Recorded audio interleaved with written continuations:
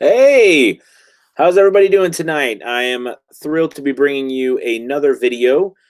Tonight's video is titled "How to Brand Yourself in the Voiceover Industry."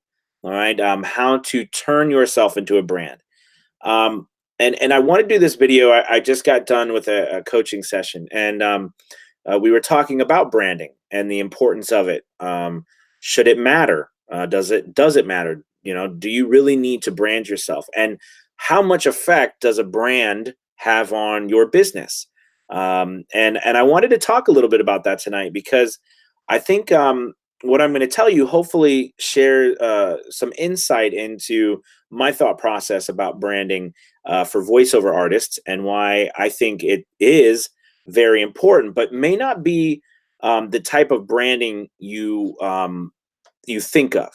All right, so let's just go from the beginning. And you know, Branding, when we're talking about being a voiceover artist, right, is the idea of we are taking ourselves or something, and we are creating a world a world of recognition around that one thing.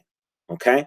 Meaning that we are telling everybody from everything that we do, um, whether it is our character voices, whether it is our customer service, our pictures, our writings, our communications, we are telling people who we are, and that is our brand. All right. And, so it is very important. But I want to talk about why it is even more important for voiceover artists, especially today, and then how we can utilize all the different things to make your business stand out. So, if you are very active in the voiceover industry, you know that it is full of people. Okay. Now, there is more than enough work for everybody. There's tons of money out there. So there's plenty of business. It's like the gold rush of voiceover right now, right? So there's plenty of work available for all of us. But there's a lot of people out there. There's a lot of performers. There's a lot of actors. I did a wonderful interview with Brent Hagel the other night, and we talked about how much competition now voice actors are having with actors, actors, stage actors, okay, because they're starting to compete a lot with more actors. So, our brand is so important because, there's so many people. So, with that being said, how can we, with that knowledge, take ourselves or something and make ourselves stand out from everybody else? Well, here's some thoughts I have on it. Okay. I think the general rule of thumb would be let's start by, making sure our voice really sounds unique, or making sure our reads are so incredible that, no one can top us. Whereas I do think that's important. Our performances are very important. Okay. But when it comes to branding, I want to I want to give you this thought. Um, I've been coaching and acting, stage acting and coaching actors for like 20 years now. And I've worked professionally at community theaters. I've directed, taught high school, and what I'm going to tell you stays the same across the board for actors. Okay, and that is no matter how good you are, there is somebody else that is better. It is what it is. There is somebody else out there that is just as good or is killing it even more right now than you are. Okay, no matter how much fire on you are. It's funny if you ever read any writings from really wealthy people or whatever, someone say, I have $1 million and say, well, I have $10 million. Well, I have $100 million. There's always someone richer. All right. There's always someone, better off. There's always someone who is more talented. Okay. So, you know, don't think that that is the only thing you should be paying attention to. It is important to deliver high quality.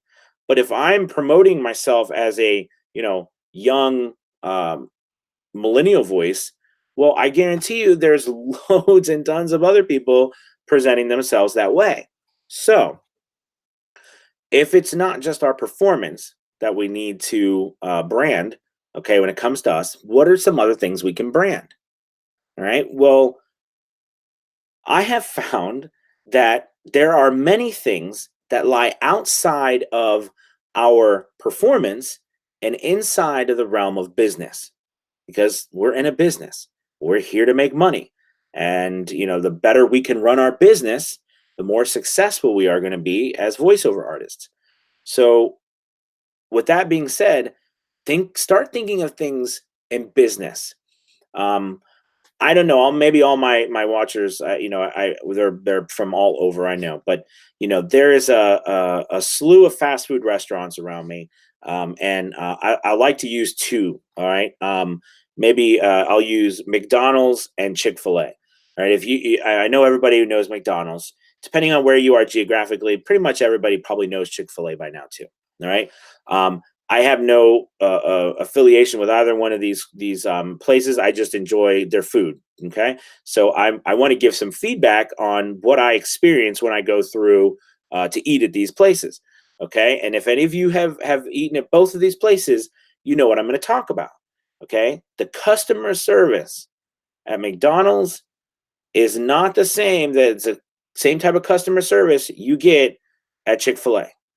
Okay, and why am I bringing this up? We're talking about voiceover because I know Chick-fil-A is going to have great service no matter where I go. And if I don't get great service, like over the top service, it's going to be weird. Okay. And they have branded themselves around that service. Okay. Yes, they have good food, but there are so many places that have better food, but so many people go to Chick-fil-A. Their service is great. McDonald's, on the other hand, okay, is probably one of, or if not the most successful small businesses that have, that come up through the franchise system that had a big part in creating the whole franchise system. Okay. And yet, they're able to run that business with very little customer service. I'm not saying all McDonald's are like that. Okay. But if there's anybody watching from McDonald's, I apologize. But the truth of the matter is that it is what it is. Okay. The services are quite different. And it is crazy to see if you ever see these places next to each other, Chick-fil-A is constantly packed and the places right next to them are not. So, what I'm getting at for us as voiceover artists is this: customer service. All right. I see a lot of times I get a lot of business from people who talk about really poor customer service they received from voiceover artists, whether it was, they didn't respond to me.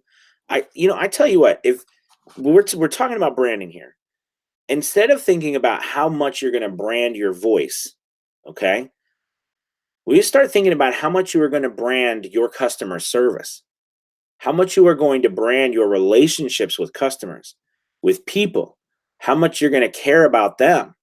All right. What are you going to do for them to say, "Hey, how are you doing? I'd love to work with you." Okay. And not, your voice is better than, any person in the world. Okay. Yes, that helps. But I hope you're catching on what I'm going after here. It's important to think about your voiceover as a business, voiceover business, meaning that you've got to care about customers. You have to go above and beyond. You have to be willing to help them out sometimes, when you're first starting out, especially because you're unknown. People don't know you. You know what I mean? We're the center of our own universe, but that means that everyone else, they're the center of their own universe. So you're not on their radar. Okay. We have a small niche of family, but we're not that important when it comes to the scheme of people thinking about us on a regular basis. Okay. So, and I say that nicely. You are very important.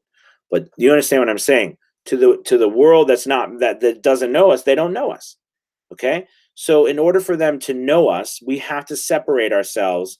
And the fastest way to separate yourself is by showing kindness. Is by reaching out and offering help when there is no reason. I mean, imagine if you uh someone came to you and they described what they wanted, and that's not your strong suit, but that someone someone who's really good at that. Okay, would you offer them to work with the other person, Or B, would you tell them, yeah, I'm really great at that. I'm the best at that. All right. And then take it yourself. I don't know.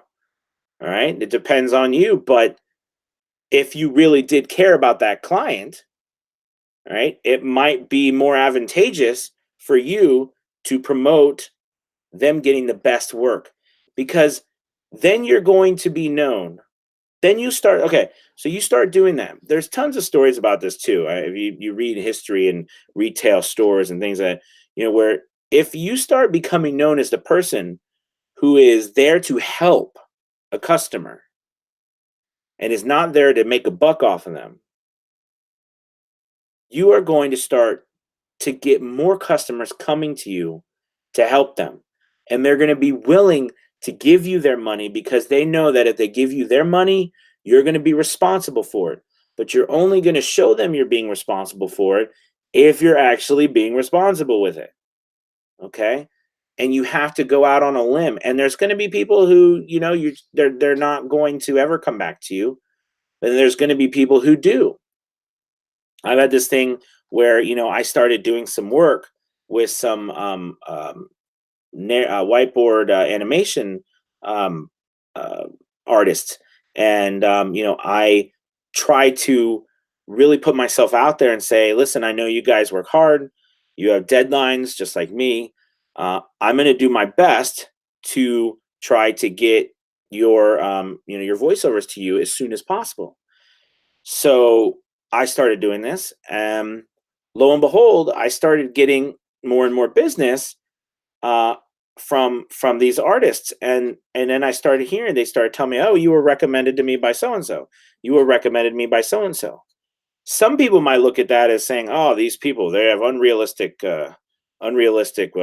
expectations. They want me to deliver in a timely manner, and they want it to be good. All right, they want it to be at a low price, and they want it to be delivered in a quick manner. How preposterous is that? That's crazy." That's not crazy. That's what we all want. Okay. Now, does that always applicable to us? No, because you have a schedule. Maybe you can't do that. And that's fine, because there's a whole other world of people out there too.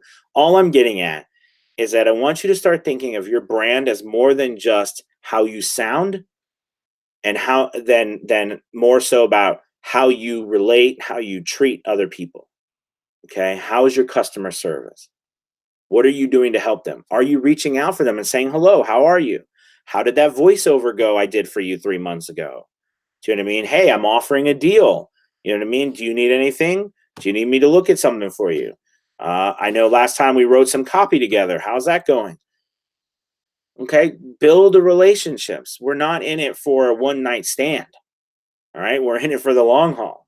Okay. So I would challenge you all when you're thinking about your brand and thinking about your marketing strategy, because this directly plays into your marketing strategy. If you look at the people who are the most successful in marketing, right, they are able to relate themselves to people around who they are and how they're trying to help them, not about what they're actually selling them. Okay. So if you can help relate yourself to people, all right, what you sell, that's just a part of the back end. Okay. That's just to help them with the service that they needed. They're getting a lot more from you. And there's that saying that we want to deliver more value. I think most of us don't really believe that. I mean, if you boil it away, am I really delivering more value than what I'm being paid for? Am I? I don't know. Okay. Do you believe that or not? If you don't believe you're delivering more value, maybe you should.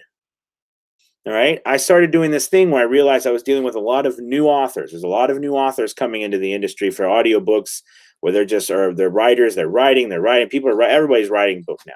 All right. If you're not writing a book, why aren't you writing a book? You need to write a book. Right. And now they want to get it audio. Okay.